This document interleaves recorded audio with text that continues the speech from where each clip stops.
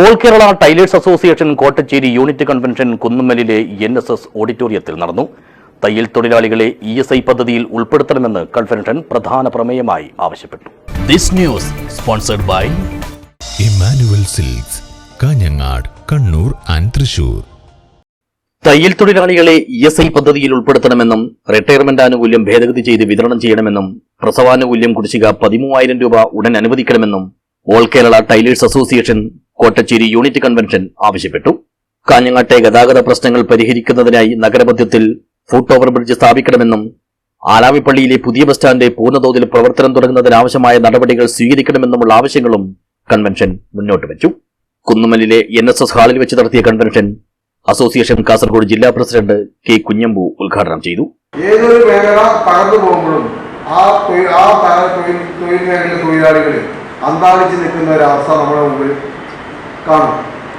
എന്നാൽ നമ്മുടെ സംഘടന തൊഴിലാളികൾക്ക് ജോലി കൊടുക്കുന്നതിനൊപ്പം തന്നെ അവരെ ബിസിനസ് രംഗത്തേക്കും കൂടി നമുക്ക് പരിശീലിപ്പിച്ച് കൊണ്ടുവരുന്നുണ്ട്. TLT ടൈലർ ലേബർ ട്രസ്റ്റ് എന്ന ഒരു ട്രസ്റ്റ് നമ്മൾ രൂപീകരിച്ചു.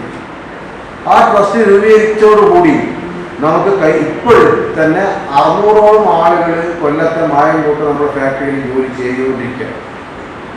അത് നമ്മുടെ ഫാക്ടറിയിലെ കാര്യങ്ങളാണ്.